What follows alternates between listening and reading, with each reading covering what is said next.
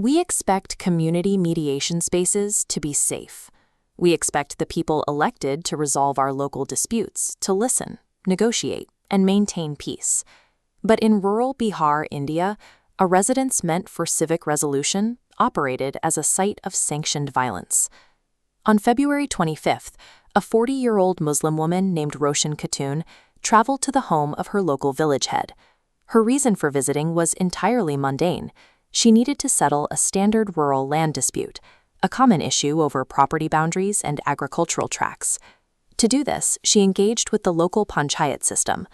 The panchayat is a traditional structure of local governance in India, where a mukhya, or village head, acts as a trusted local authority to resolve community disagreements.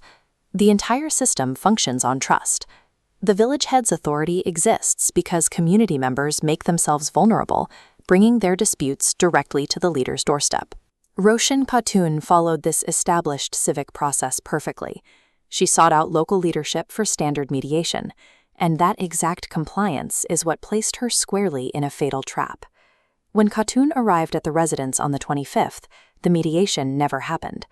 According to witnesses, the village head's husband and son entirely bypassed the legal discussion and immediately initiated an assault.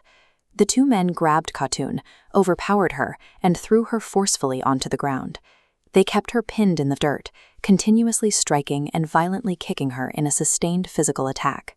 She was a lone woman, trapped on the private property of the region's highest local official, facing multiple male attackers with nowhere to retreat. This rapid escalation erased any pretense of an administrative dispute. The men used immediate violence to establish absolute physical dominance over a vulnerable individual. The violence then shifted from a spontaneous beating into directed torture. Acting on direct orders from the village head herself, the men changed their tactics. They dragged Khatun to a wooden pole and tied her to it.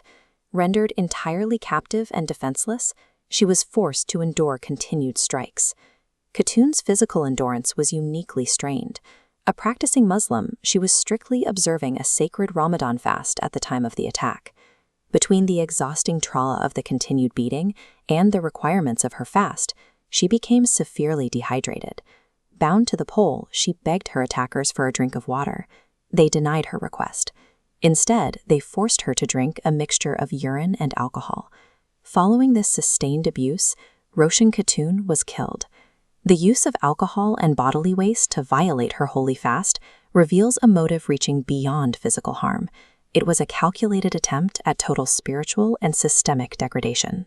To understand how a civic leader's home becomes an execution site, we must look at the broader reality of rural governance in India. When local authorities operate far from the oversight of formal police or state courts, a dangerous power vacuum forms. Village heads can act with total impunity, treating their mandate to resolve disputes as a license to rule by force. The risks in these vacuums multiply for people with overlapping vulnerabilities. Khatun was a woman, a religious minority, and fighting a land conflict. When the local justice system corrupted, those intersecting factors made her an easy target. Roshan Khatun lost her life because she expected basic civic fairness from her leaders. Her name serves as a reminder of the human beings behind these tragic statistics. We will continue to monitor the legal proceedings against the village head and her family, as official investigations demand accountability for this crime. Preventing another murder requires dismantling the unchecked local authority that allowed a trusted community mediator to authorize the torture of her own neighbor.